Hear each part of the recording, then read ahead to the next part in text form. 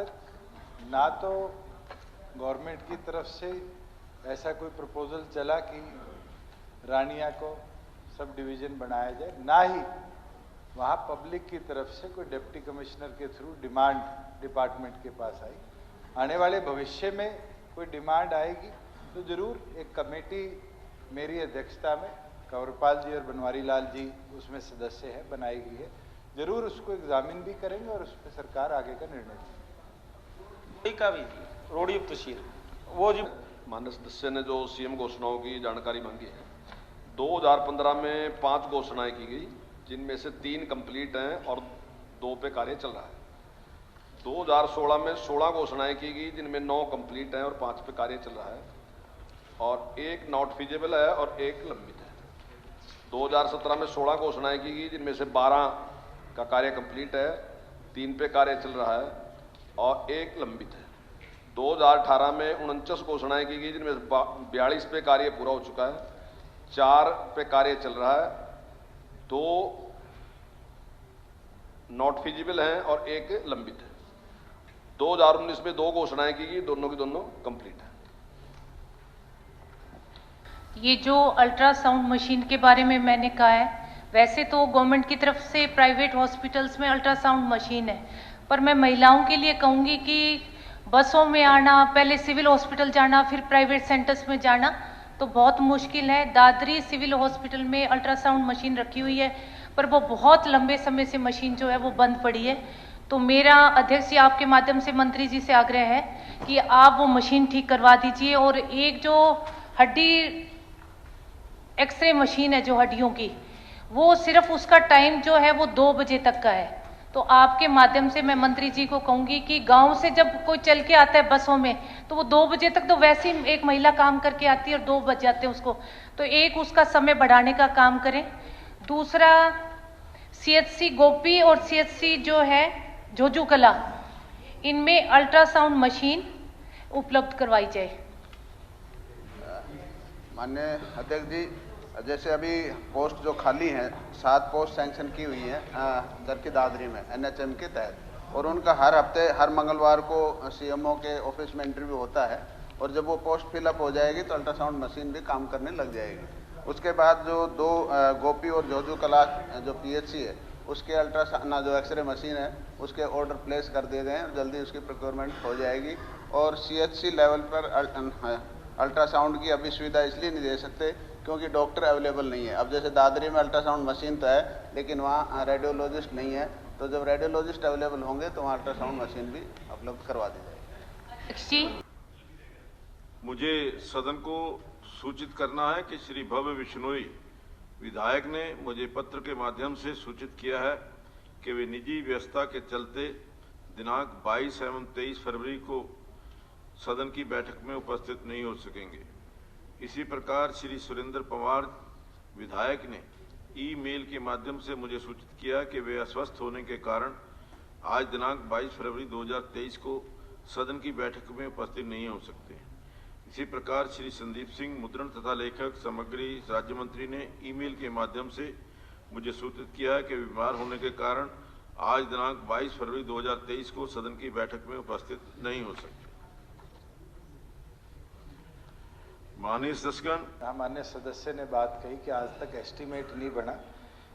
इस सड़क का एस्टीमेट जो हमारे पास डीपीआर के माध्यम से आया वो 79 करोड़ का है, और इसके लिए जो फॉरेस्ट क्लियरेंसेज और हमें और अप्रूवल्स चाहिए होते हैं उसके लिए फाइल ऑलरेडी पुटअप कर दी गई है। आने वाले भविष्य में जैसे ही फॉरेस्ट से परमिशन आती है इसकी वाइडनिंग भी सड़क की हम करेंगे। ये सरकार की अनाउंसमेंट है और उसको पूरा किया जाएगा। जहाँ सड़कों की बात आई है, इनकी तरफ से 25 करोड़ की प्रायोरिटी में भी अब तक 15 करोड़ के ही डिमांड मेरे पास आई है। मैं चाहूँगा जो आपकी ये 21 सड़कों की आप बात कर रहे हैं उनके अंदर वो 10 करोड़ के काम जल्दी से जल्दी भिजवाएं, इस फाइनेंशियल ईयर में हम टेकअप करें। जो मैंने काम दिए हुए थे वो लगभग 23 साढ़े 23 करोड़ के दिए थे, उसमें से भी मुख्यमंत्री जी की घोषणाओं के काम अकेले 10 करोड़ के हैं। वो भी सिर्फ इसलिए कि हमारे एक्शन और एससी ने ये कहा कि सर दोनों हो जाएंगी तो आपका जल्दी काम हो जाएगा, क्योंकि सड़कें इतनी टूटी हुई हैं। और कम से कम मैं ये तो जरूर चाहूँगा, एक तो आज से रामनगर की सड़क है, लोगों ने उसके ऊपर से अल्टरनेट रास्तों पर जाना शुरू किया। वो मुख्यमंत्री की घोषणा में भी है, मेरे 25 करोड़ में भी है। और कम से कम उस सड़क की और जो जीन स्पीडों का चौड़ीकरण है, इसका टाइम बाउंड जरूर से जरूर अध्यक्ष जी करवा जाए, क्योंकि 10 महीने में मैं कोई वो नहीं कह रहा, 10 महीने में मेरा क्वेश्चन जब एक्शन ऑफिस में गया या इंजीनियरिंग सेल में गया, उसके बाद इस पर काम शुरू हुआ। पूरे 10 महीने तक इसके ऊपर कोई भी काम शुरू नहीं हुआ, कम से कम एस्टीमेट बनाने का भी काम शुरू नहीं हुआ था। तो कम से कम अब काम कब तक शुरू हो जाएगा, इसका जरूर टाइम बाउंड किया जाएगा। एक मिनट जी, इसी से मुतल्लक है जी, मेरा जींद का ही है जी। ना सारे जो फिर तो सफेद पूरे रोड हरियाणा की सड़कें होंगी। ना ऐसे नहीं, पूरे हरियाणा की सड़कें होंगी फिर। ना सबके सारे हरियाणा में सड़कें हैं। अध्यक्ष महोदय, आज कहना कि टाइमलाइन किस दिन काम शुरू हो जाएगा, ये फॉरेस्ट की क्लियरेंस के बाद ही इसका अनुमान लगाया जा सकता है। दूसरा, माननीय सदस्य ने जो हाट की सड़क की बात कही है, मैं चाहूंगा हरियाणा इंजीनियरिंग वर्क्स पोर्टल पर माननीय सदस्य भी खुद देख सकते हैं कि इसके एडमिनिस्ट्रेटिव अप्रूवल डल चुका है। टेंडर प्रक्रिया में जितना समय लगेगा उस अवधि को हम शॉर्ट लाइन भी नहीं कर सकते, मगर उसके बाद प्रक्रिया जो कंस्ट्रक्शन की है वो शुरू सर उनमें तो कोई वो नहीं होता। जो 17 सड़कें बची हुई हैं, 5-6 तो मैंने मेरे 25 करोड़ में दे दी। जो 17 सड़कें बची हुई हैं उनका तो कम से कम टाइम बाउंड कर दिया। पहले ये तो बढ़ने दो। श्री हरविंदर कल्याण जी।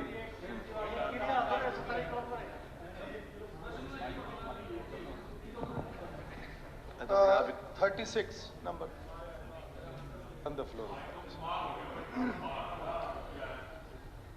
स्पीकर सर, मेरे विधानसभा में एक गर्ल्स कॉलेज का कार्य अभी रुका हुआ है और मैंने जो जानकारी ली थी तो मुझे माननीय उप मुख्यमंत्री ने जो जवाब मुझे मिला है उसमें उन्होंने कहा है कि वर्तमान में कोई समय सीमा नहीं दी जा सकती क्योंकि मामला माननीय उच्च न्यायालय में विचाराधीन है।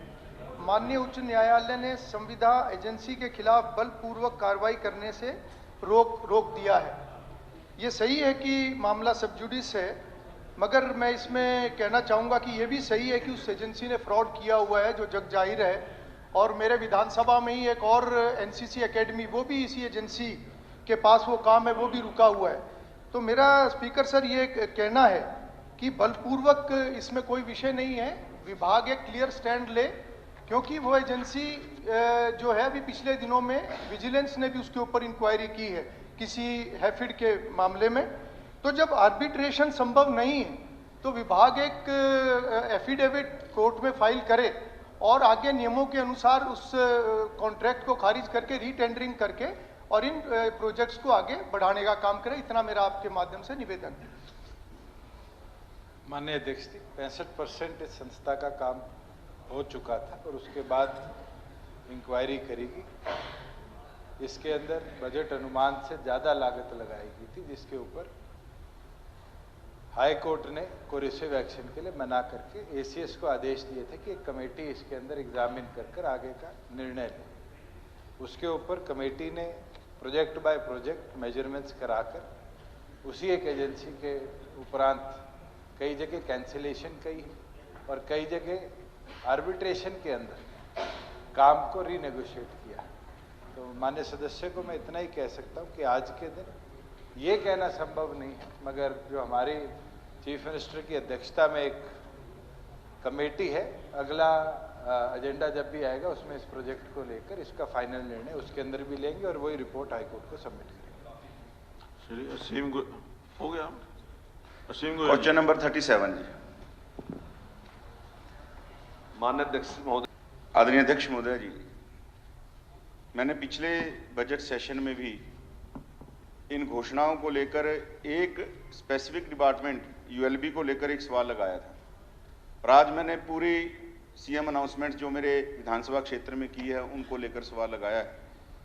और जो जवाब पिछली बार आदरणीय यूएलबी मिनिस्टर ने मुझे दिया था इस सदन में, उन्होंने 2 घोषणाओं के ऊपर ये कहा था कि बहुत जल्द ही एक घोषणा का काम 92% पूरा हो गया और एक का 80%, बहुत जल्दी हम इसको कंप्लीट करा देंगे। उन्होंने डेट नहीं बताई थी, लेकिन मैं आपके संज्ञान में लाना चाहता हूं कि उसके ऊपर अभी कोई रिवाइज एस्टीमेट की प्रक्रिया भी शुरू नहीं हुई, जबकि अप्रैल में हमने रिवाइज एस्टीमेट वहां भेज दिए थे। और एक घोषणा जो लगभग 6 साल पुरानी है, उसका कंप्लीशन डेट उन्होंने ही सदन में 30/5/2022 बताई थी, एक घोषणा की 4/7/2022 बताई थी, और एक घोषणा की 31/12/2022 और एक की फरवरी 2023। लेकिन मैं ये आपको बताना चाहता हूं, आदरणीय मंत्री जी को भी बताना चाहता हूं आपके माध्यम से, कि उनके ऊपर अभी तक रिवाइज एस्टीमेट की भी प्रक्रिया जो है एक्सेप्ट करने की शुरू नहीं हुई। और उसके अलावा जिस बात को लेके मेरे साथी हरविंदर कल्याण जी ने जिक्र किया, पीडब्ल्यूडी की 4 घोषणाएं, मैं भी स्वयं उसी एजेंसी के नाते ये कहना चाहता हूं कि मेरी लगभग 3 घोषणाएं उसी एजेंसी के नाते रुकी हुई हैं, और इसका यही हल है सर। इतना पैसा विभाग का लगा हुआ है, एक तो घोषणा 28/5/16 की है, और एक घोषणा 12/2/17 की है, 31/7/17 की। और इतनी जरूरी वुमेन कॉलेज हमारा सर आज सरकारी स्कूल के अंदर चल रहा है, और वहां बच्चियां स्कूल वाली भी परेशान हो रही हैं और कॉलेज के विद्यार्थी भी परेशान हो रहे हैं। सर एक गुरु गोविंद सिंह जी का ननिहाल मेरी विधानसभा के अंदर है, माता गुजर कौर जी के नाम के ऊपर एक VLDA कॉलेज बनना था सर, वो 2017 से घोषणा पेंडिंग है। और मिनी सेक्रेटरिएट सर यानी लगभग 7 साल हो गए, ये सब घोषणाएं सर अनकम्प्लीट हैं। और उनमें इनकम्प्लीट होने के बावजूद सर जो दिक्कत आ रही है, जिस तरह अरविंदर जी ने कहा कि डिपार्टमेंट को एक टेंडर, एक एफिडेविट फाइल करके सर रीटेंडर की प्रोसेस जब तक नहीं चलाएंगे, सब जुडिस मैटर तो 7 साल हो गए सर, 6 साल, ये तो पता नहीं कितने साल और चलेंगे। और सर मेरा निवेदन है, एक हमारी घोषणा 8 साल की 200 बेड से 300 बेड होना था। इस तरह करके जिस तरह मंत्री जी ने कहा कि घोषणाएं लंबित हैं, कार्यरत हैं, सर ये कार्यरत और लंबित तो मेरे को भी पता है, लगभग 8-8 साल 7-7 साल इन घोषणाओं को हुए हैं, सब जरूरी घोषणाएं हैं। मेरा आपके माध्यम से ये निवेदन है कि इनके ऊपर तुरंत कार्रवाई करके इनको पूरा करवाया जाए।